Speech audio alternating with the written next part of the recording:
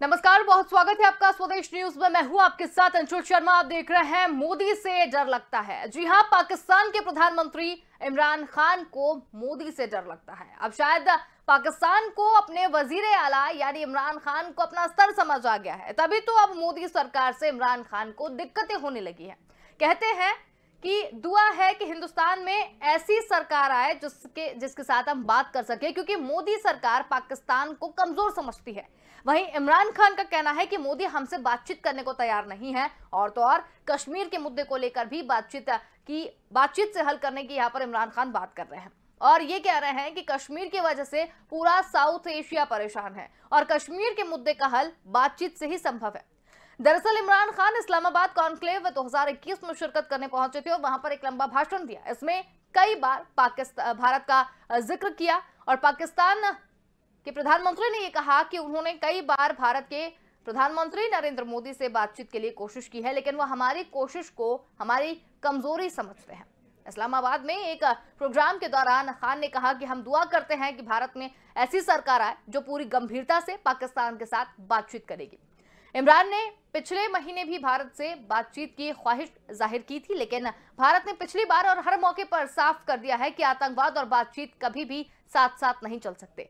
पाकिस्तान के प्रधानमंत्री ने गुरुवार को इस्लामाबाद कॉन्क्लेव 2021 में शिरकत की और एक लंबा भाषण दिया, जिसमें कई बार उन्होंने पाकिस्तान के रिलेशन और भारत के रिलेशन का भी जिक्र किया और बार बार उन्होंने यही कहा कि कश्मीर का मुद्दा हो, आतंकवाद का मुद्दा हो, कोई भी मुद्दा हो, उसे सिर्फ बातचीत के साथ ही हल किया जा सकता है। लेकिन मोदी सरकार हमारी बातचीत करने की ख्वाहिश को हमारी कमजोरी समझ रहे हैं और हमसे बातचीत नहीं करना चाहते। इसी पर आज हमारी चर्चा रहेगी कि क्या वाकई में मोदी से डर लगता है, और इसी मुद्दे पर हम बातचीत करेंगे। हमारे साथ दो रक्षा विशेषज्ञ यहाँ पर जुड़ गए हैं, जिसमें हमारे साथ राजेश भारती जी जुड़े हुए हैं, रक्षा विशेषज्ञ, और रक्षा विशेषज्ञ सुमन शर्मा जी हमारे साथ मौजूद है। आप दोनों का ही बहुत स्वागत है। राजेश जी, आपसे जानना चाहेंगे, पाकिस्तान के जो प्रधानमंत्री हैं इमरान खान, उनका ये कहना है कि मोदी सरकार से उन्होंने कई दफा बातचीत करने की कोशिश की है, चाहे कश्मीर का मुद्दा हो या जो भी हो, दोनों देशों के रिश्तों को लेकर भी बातचीत करने की कोशिश की, लेकिन जो मोदी हैं वो बातचीत को तैयार नहीं है। आप कैसे देखते हैं इसे? धन्यवाद अंशु जी। देखिए, मोदी से बात करना चाहते हैं पाकिस्तान के प्रधानमंत्री इमरान खान। ये बात जो है इमरान खान की बातचीत से हम निकालने का अर्थ, देखिए पाकिस्तान की राजनीति जहां फंसी हुई, पाकिस्तान की राजनीति भारत के विरोध और भारत के विरोध के भी बजाय कहिए कि कश्मीर मुद्दे के इर्द गिर्द पाकिस्तान की राजनीति चलती है। पुलवामा के बाद भारत ने सर्जिकल स्ट्राइक किया, फिर बालाकोट की घटना है, उसके बाद से दोनों देशों के बीच के जो राजनयिक संबंध है वो ठंडे बस्ते में है और बातचीत की प्रक्रिया 1 to 1 बातचीत बंद है। अब यदि 1 to 1 बातचीत बंद है तो पाकिस्तान यदि कश्मीर को अंतर्राष्ट्रीयकरण की तरफ ले जाने में सफल रहता तो भी 1 to 1 बातचीत को पाकिस्तान की सत्ता जस्टिफाई कर सकती है कि अपने देश में, वो भी उसका अंतर्राष्ट्रीयकरण करने में भी पाकिस्तान असफल है, क्योंकि अफगानिस्तान में तालिबान की जो सक्रिय मदद पाकिस्तान ने किया है वो अमेरिका से छुपा नहीं है और अंतर्राष्ट्रीय राजनीति में अमेरिका के प्रभाव को इग्नोर करके अभी जो है अंतर्राष्ट्रीय राजनीति आसान नहीं। तो अमेरिका की नाराजगी के बाद पाकिस्तान जो है अंतर्राष्ट्रीय जगत में एक तरह से अलग थलग पड़ा हुआ है। भारत उसके साथ बातचीत नहीं कर रहा है, तो पाकिस्तान बेसिकली इमरान खान मोदी से बात नहीं करना चाहते, भारत की सत्ता से नहीं बात करना चाहते। पाकिस्तान में उनकी कुर्सी हिल रही है, क्योंकि भारत के साथ उलझना है, या तो बातचीत की प्रक्रिया में उलझे रहिए तो वहाँ के आवाम को लगता रहता है कि नहीं ये बातचीत आगे बढ़ रही है, शायद कश्मीर को हम हासिल कर लेंगे। तो पाकिस्तान के कुछ शहरों में तो वहाँ के रेस्टोरेंट पे ये बोर्ड लगा हुआ है कि हमारे यहाँ उधार बंद है जब तक हम कश्मीर प्राप्त नहीं कर लें। तो पाकिस्तान की जो के लोग हैं उनकी मानसिकता आज की स्तर पे या वहाँ की व्यवस्था ने उनको आज की स्तर पे पहुंचा दिया है कि आज उनको अपनी सारी समस्याओं का समाधान कश्मीर प्रॉब्लम में दिखता है। तो ये इमरान खान की कुर्सी डोल रही है। इमरान खान अंदरूनी राजनीति में जिस तरह से कमजोर पड़े हैं, अभी कुछ समय पहले जो है पाकिस्तान के सन प्रतिष्ठान ने एक फोटो जारी किया था जिसमें वहाँ के आर्मी चीफ और इमरान खान की बातचीत है। यदि उस फोटो पे निगाह डालें तो नॉर्मली यदि भारत का प्रधानमंत्री हमारे आर्मी चीफ से बात कर रहे हैं तो जो मेन चेयर होगा उस पर प्रधानमंत्री बैठेंगे, लेकिन आप अगर उस फोटो को देखेंगे तो वहाँ उस पर जो है सेना का जनरल बैठा हुआ है। तो पाकिस्तान में सत्ता का केंद्र अंततः आर्मी है और आर्मी कश्मीर में कुछ खास नहीं कर पा रही है अभी। अच्छा, दूसरा क्योंकि अभी जो कश्मीर में जो है ये टाइम इन्फिल्ट्रेशन का है, क्योंकि ये जिस तरह से बर्फबारी होगी तो इस समय में पाकिस्तान की सत्ता जो है सरकार से सक्रिय मदद चाहती होगी या उस इशू पे हो हल्ला हो और उसके बाद भारत और पाकिस्तान के बीच में एक तनाव बने और उस तनाव के बाद क्या है सेना को आतंकवादियों को इस माकूल मौसम में भेजना आसान हो जाता है और उसको जस्टिफाई कर पाते हैं अपने अंतर्राष्ट्रीय जगत में। तो जो है मोदी से कोई डर लगता है, मैं इस बात से सहमत नहीं। किसी भी देश का प्रधानमंत्री किसी दूसरे देश के प्रधानमंत्री से डरता नहीं, वो अपनी क्योंकि अंततः एशिया के भारत के आसपास के देशों की राजनीति देखिए अगर एशिया में, तो वो राजनीति मुख्यतः सत्ता के केंद्र तक ही घूमती है। अभी लोकतांत्रिक प्रक्रिया इतनी मजबूत नहीं हुई है इन देशों में कि जहां by the people for the people of the people का जो सिद्धांत है उस तरफ सत्ता या राजनीति सोचती है। इसलिए इमरान खान पाकिस्तान के प्रधानमंत्री बने रहे, यदि भारत के साथ बातचीत के बिना, तो वो उनकी कोई चिंता नहीं रहेगी, ये चिंता उनकी कुर्सी का। बिल्कुल। सुमन शर्मा जी, आपका क्या कहना है कि इस बयान को किस तरीके से देखा जाए? क्या वाकई में मोदी सरकार से पाक के जो प्रधानमंत्री हैं इमरान खान, उन्हें दिक्कत है? देखिए, दिक्कत उन लोगों को हमेशा से ही थी मिस्टर मोदी के साथ, जब वो गुजरात के चीफ मिनिस्टर थे उस वक्त भी और जब से वो पावर में आए हैं, और जिस तरह उन्होंने एक हार्ड स्टैंड आते ही लिया था कि talks and terror don't go together. उन्होंने कहा था अगर बातचीत होनी है तो टेररिज्म की आवाज में वो सुनाई नहीं देती है तो वो बंद होना चाहिए। हाँ। लेकिन उसके अलावा हमें एक थोड़ा सा कॉन्टेक्स्ट समझना पड़ेगा कि 26/11 जब हुआ था 2008 में, उसके बाद सब कुछ बंद हो गया था, यहाँ तक कि क्रिकेट भी, और सारे टॉक्स सस्पेंड हुए थे।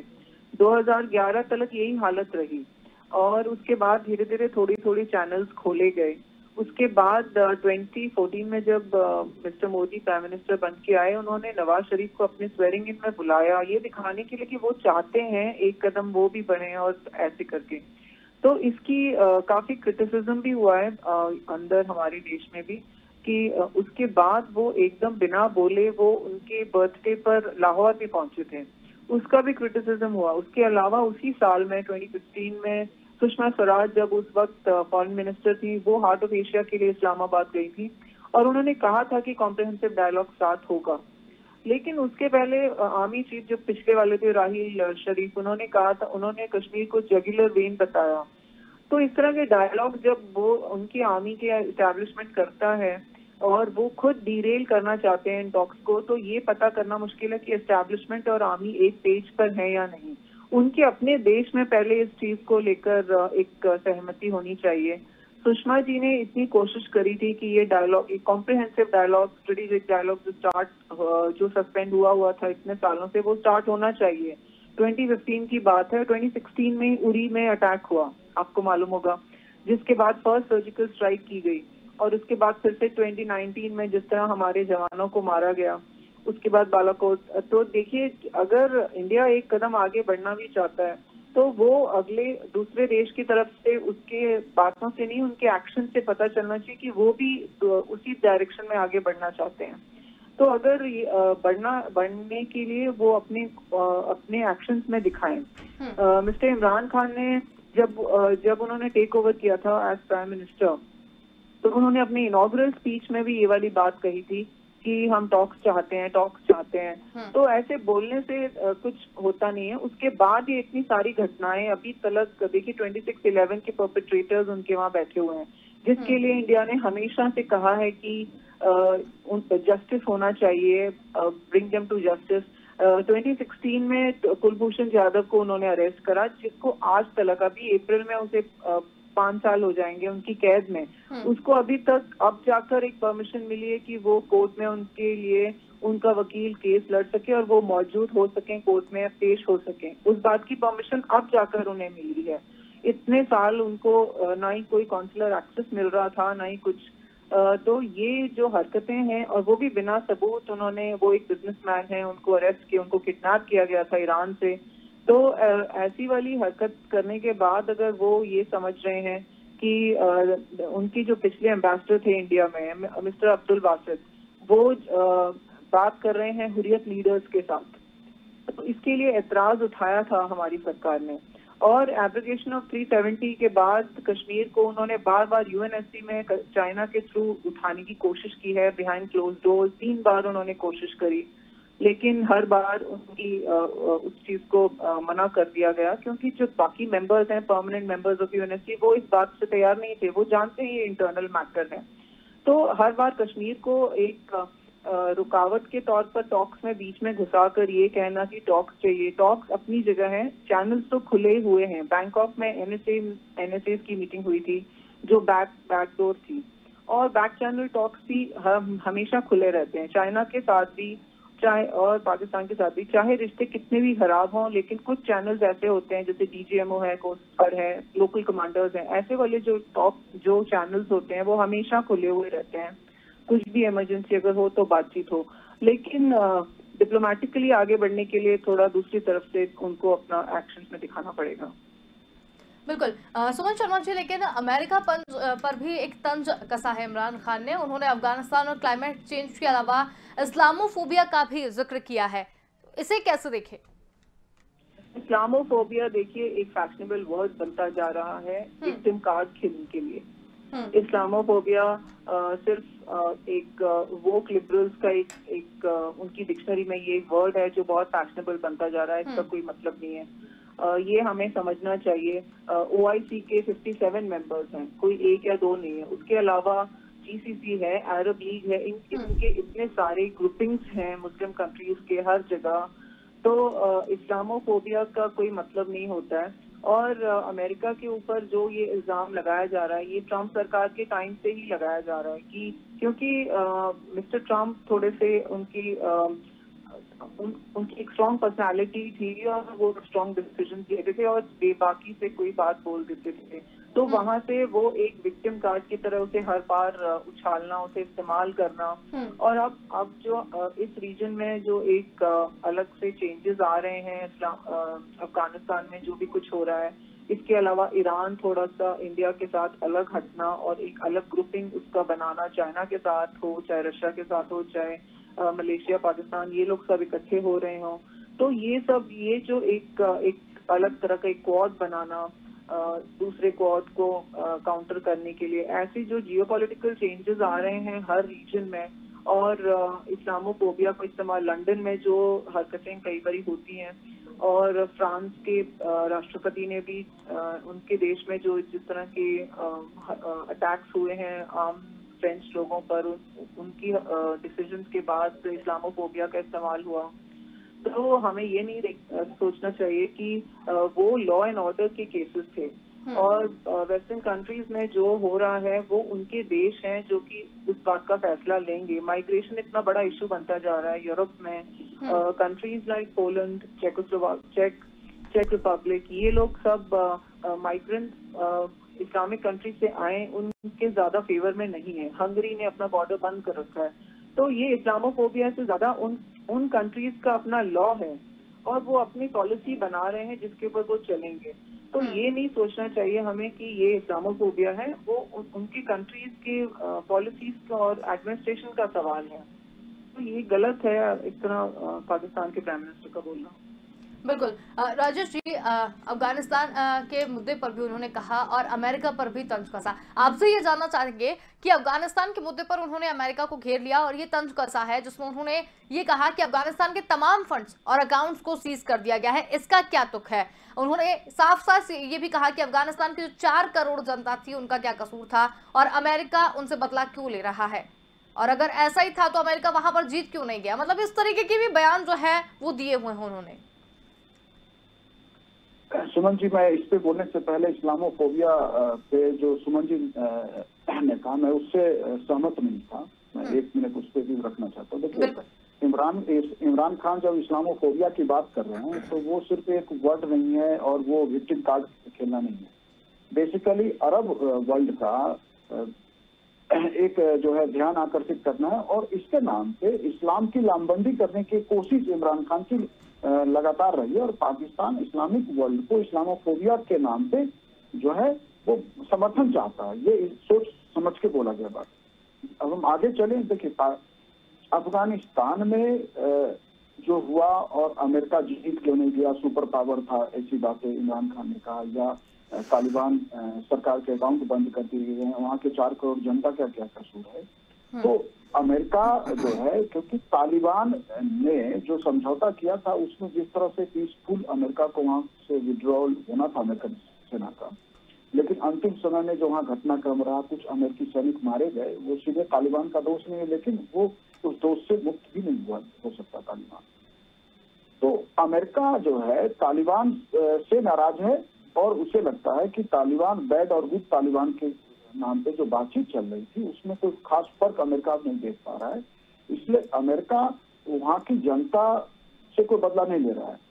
निश्चित रूप से जब 2 देशों के बीच तनाव होता है तो जो देश शक्तिशाली होता है, हावी होता है, उस पर दूसरा देश जो कमजोर होता है उसकी जनता सफर करती है। ये जो है ये तो माहौल के कारण ये होना ही है, ये माहौल की परिणति है। लेकिन अमेरिका के ऊपर तंज कस करके जो है बेसिकली जो है पाकिस्तान एक दोहरा मैसेज भी दे रहा है इसके माध्यम से। वो जो है चाइना के साथ खुलकर है, ये चाइना को आश्वस्त करना चाहता है, क्योंकि चाइना अब भी चाइना को ये डर लगा रहता है कि अमेरिका के साथ पाकिस्तान की बड़ी लंबी दोस्ती रही, कई दशकों की दोस्ती रही है, तो पाकिस्तान कहीं अमेरिका के खेमे में न चला जाए। तो बेसिकली अमेरिका के विरुद्ध स्टेटमेंट देने का उद्देश्य इमरान का अमेरिका को मैसेज देना कम था, बेसिकली पाकिस्तान को मैसेज देना मुझे अधिक लगता है। अफगानिस्तान में वहाँ जो अव्यवस्था है, जो आर्थिक हालात है, बैंक में लोगों के पास पैसे नहीं और अकाउंट्स में तो पैसे हैं, निकाल नहीं सकते, चीजें मिल नहीं पा रही है। ये जो है जो उन्माद और युद्ध का माहौल होता है वो जब भी जिस भी समाज में देश में परिस्थिति में हो रहा है वहाँ एक ऐसी अस्थिरता कुछ महीनों के लिए या कुछ दिनों की आती है। ये हो सकता है कि अफगान और यही तालिबान की सरकार की असली परीक्षा यही है कि वो इस आर्थिक चुनौती का या इस आर्थिक अव्यवस्था का कैसे सामना करती है और कैसे अफगानिस्तान की अर्थव्यवस्था को पटरी पे लाती है। एक दूसरा अकाउंट बंद करने का जो दूसरा एंगल है वो ये है कि तालिबान की यहाँ तक का जो सफर है वो बेसिकली जो मादक पदार्थ है, जो अफगानिस्तान में इस तरह की खेती होती है, वो अफगानिस्तान का एक बहुत बड़ा सोर्स है। खासकर अब क्योंकि तालिबान के हाथ में सत्ता है तो ज्यादातर जो इस तरह के बड़े किसान हैं उन सब पे अब तालिबान का नियंत्रण है। तो तालिबान के इस वाले मादक पदार्थों के सोर्स को कमजोर करना, ताकि तालिबान के जो लड़ाके हैं, क्योंकि लड़ाके तो तभी तक वो लड़ते हैं वो सब इकोनॉमिक कॉज से जुड़े होते हैं, बाकी कॉज सेकेंडरी होता है, या कई बार कुछ लोगों के लिए बाकी कॉज फर्स्ट हो सकता है, लेकिन ज्यादातर लोग जो लड़ रहे होते हैं या किसी विद्रोही सेना के साथ हो या किसी अन्य सेना के साथ हो, उसमें आर्थिक लाभ भी एक जो है पहला मुद्दा मुझे लगता है यही जाता है। क्योंकि सब हम जो दुनिया की व्यवस्था, परिवार वाली व्यवस्था, हर आदमी किसी न किसी परिवार का सदस्य है और उसे अपने परिवार को इकोनॉमिक एड देना होता है। तो अफगानिस्तान में तालिबान के आर्थिक तंत्र को कमजोर करके तालिबान को घुटना पे लाना और उसके साथ फिर बातचीत की प्रक्रिया शायद शुरू करे, तो उसके लिए यदि तालिबान के अकाउंट फ्रीज नहीं किए जाएंगे और उस पर सख्ती नहीं लगाएगी तो मादक पदार्थों से जो उसका धन का स्रोत है वो जब तक वो ड्रेन नहीं होगा वो पाइपलाइन, तब तक तालिबान को आसानी से कमजोर नहीं किया जा सकता है। शायद इसी रणनीति के तहत अमेरिका ऐसा कर रहा है या उसके और समर्थक यूरोपियन देश भी ऐसा कर रहा है। बिल्कुल राजेश जी, लेकिन देखा जाए उन्होंने एक मुद्दे को लेकर, मतलब कश्मीर को किस तरीके से वो पाकिस्तान में प्रेजेंट करें, कश्मीर के मुद्दे को लेकर उसको उनकी मानसिकता भी यहाँ पर देखने को मिली। उन्होंने ये भी कहा कि एक मुद्दे का गुलाम बना है साउथ एशिया, कश्मीर के मुद्दे का जो हल है वो बातचीत से संभव है। तो ये आपके नजरिए से कैसा है, बातचीत से वाकई में क्या कश्मीर का मुद्दा हल हो जाएगा? देखिए मुद्दा ये अंततः हल तो बातचीत से हो, क्योंकि जो है आजादी के पहले भी हम पाकिस्तान जो है एक युद्ध लड़ चुका है। ये अलग बात है कि उसे वो स्वीकार नहीं करता। 65, 71 और 99, तो 3 युद्ध तो जो है आजादी के बाद और एक आजादी के समय लड़ा, और गुरिल्ला वार और आतंकवादियों के माध्यम से ये पाकिस्तान जो है 90 के दशक से लेकर लगभग पिछले 20 सालों से अधिक से करता रहा, और उसमें उसे सफलता नहीं मिली है।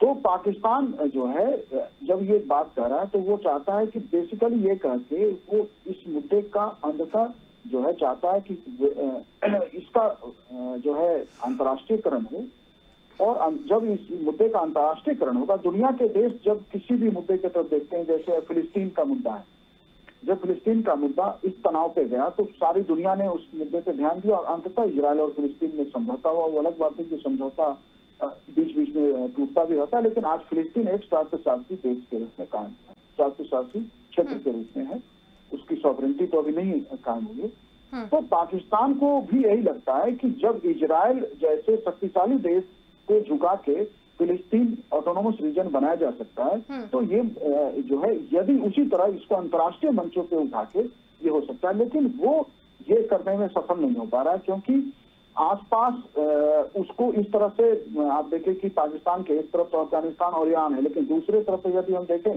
तो भारत ही है, और बाकी तरह जो है सी का एरिया है। तो पाकिस्तान और उधर बुद्धिस्ट कंट्री है, म्यांमार हो, चाहे वो वियतनाम, थाईलैंड, लाओस, कंबोडिया, ये सब जितने देश हैं बुद्धिस्ट कंट्री है। तो पाकिस्तान इसका जिस तरह अंतर्राष्ट्रीयकरण करना चाहता है, वो इसकी डेमोग्राफी ही सपोर्ट नहीं करती है इस रीजन की। तो वो अंततः ये जो है वो मुद्दा अरब जगत का जो है अधिकतम समर्थन चाहता है, और अब पाकिस्तान को ये बात वहाँ की सत्ता के लोगों को समझ में आ गया है कि जब अमेरिका का खुला समर्थन था पाकिस्तान को, तब उसके अंतर्राष्ट्रीयकरण के सारे प्रयास के बाद भी कश्मीर मुद्दे पे जो है उसे सफलता नहीं मिली। तो अब उसे लगता है कि इस मुद्दे को बातचीत के टेबल तक ले जाके शायद कुछ हासिल किया जा सके। लेकिन पाकिस्तान को यह बात अच्छे से समझना चाहिए कि Kashmir is a integral part of India, और उसका जो भारत के साथ मर्जर है वो मर्जर तो जोर जबरदस्ती से नहीं हुआ है। कश्मीर के महाराजा हरि सिंह ने अपनी मर्जी से किया था वो विलय मर्जर। तो वो जो है पाकिस्तान का तंत्र बातचीत के टेबल पे जाके या तो इस मुद्दा को लिंगर ऑन करना चाहता है तब तक जब तक कोई उचित अवसर ना आए जब इस पे वो भारत पर दबाव बना सके, क्योंकि जब दबाव नहीं बना रहे तो बातचीत के टेबल पे जाके ही आप अपनी जनता को, अपने लोगों को ये कन्विंस कर सकते हैं कि हम कश्मीर इशू पे कुछ 2 कदम आगे बढ़ रहे हैं, पाकिस्तान हम बात कर रहे हैं, दुनिया के देश इसमें शामिल हो रहे हैं। तो ये उसी कोशिश का हिस्सा है। बिल्कुल। सुमन जी, आपसे जानना चाहेंगे इस पूरे मुद्दे को लेकर आपकी क्या टिप्पणी है? देखिए, हमें ये नहीं भूलना चाहिए कि पाकिस्तान पूरी तरह कर्जे में डूबा हुआ है, और अभी थोड़े दिन पहले ही मिस्टर इमरान खान ने पैसे लिए थे सऊदी अरेबिया से सिर्फ देश को चलाने के लिए, और वो इतने दिनों से हमेशा सबको यही बोल रहे हैं कि देश चलाने के लिए भी हमारे पास पैसे नहीं है। उनके देश की जो भी जीडीपी है वो 90% डेट में है, वो कर्जे में पूरी तरह डूबा हुआ देश है। इकोनॉमी उनकी इतनी नीचे जा चुकी है कि उबरना बहुत मुश्किल है। तो वो इंटरनली जो उनके यहाँ हालात हैं वहां से ध्यान को हटाने के लिए, आर्मी को कोई कुछ ना बोले, देश में कोई प्रोटेस्ट शुरू ना हो जाए, कोई अंदरूनी भड़क कर लोग सड़क पे ना आ जाएं, तो वो चीज से हटाने के लिए ध्यान वो हर बार एक नेशनलिज्म और सिक्योरिटी की बात को ले आते हैं, टॉक्स की बात को ले आते हैं, इंटरनेशनल मुद्दों को ले आते हैं, इंडिया के साथ कश्मीर को ले आते हैं, ऐसे वाली ये ध्यान को मतलब हटाने के लिए कि कोई उनके ऊपर कोई उंगली ना उठाए। वहाँ करप्शन इतना ज्यादा बढ़ रहा है और बढ़ चुका है, और कर्जा इतना हो गया है, वहाँ पॉवर्टी बढ़ती जा रही है, आम लोगों के पास जो रोजमर्रा की चीजें वो भी नहीं है। तो ये और जो ऊपर वाली जो उनकी क्लास है और आर्मी है वो लोग अमीर होते जा रहे हैं, और जो दूसरे आम लोग, आम जनता है, उनके पास कुछ नहीं पहुंच रहा है। तो हमें ये समझना चाहिए कि ये वाले जो हालात हैं इनकी तरफ से ध्यान हटाने के लिए ये सब हथकंडे अपनाए जा रहे हैं। जी चलिए, बहुत ही धन्यवाद आप दोनों का ही अब हमारे साथ जुड़े और इस पूरी चर्चा में हमारे साथ शामिल हुए। तो हम बात कर रहे थे मोदी से इमरान को डर लगता है, मोदी सरकार से इमरान को कई दिक्कतें हैं। अभी आपको बता दें कि पाकिस्तान में उन्होंने एक बयान दिया है जिसमें उन्होंने ये कहा था कि दुआ है कि हिंदुस्तान में ऐसी सरकार आए जिससे कि हम बात कर सके। अब इसका निष्कर्ष पूरे मुद्दे का यही निकल कर आया है कि इसके पीछे उन्होंने सिर्फ और सिर्फ अपनी कुर्सी बचाने की बात यहां पर की है, क्योंकि कश्मीर का मुद्दा इतना बड़ा वहां पर बना दिया गया है कि अब उनकी कुर्सी उस खतरे में आ गई है और उसी को बचाने के लिए वो इस तरीके के उल जुलूल बातें करते हुए नजर आए। फिलहाल के लिए इतना ही। देखते रहिए स्वदेश न्यूज, क्योंकि सबसे पहले देश।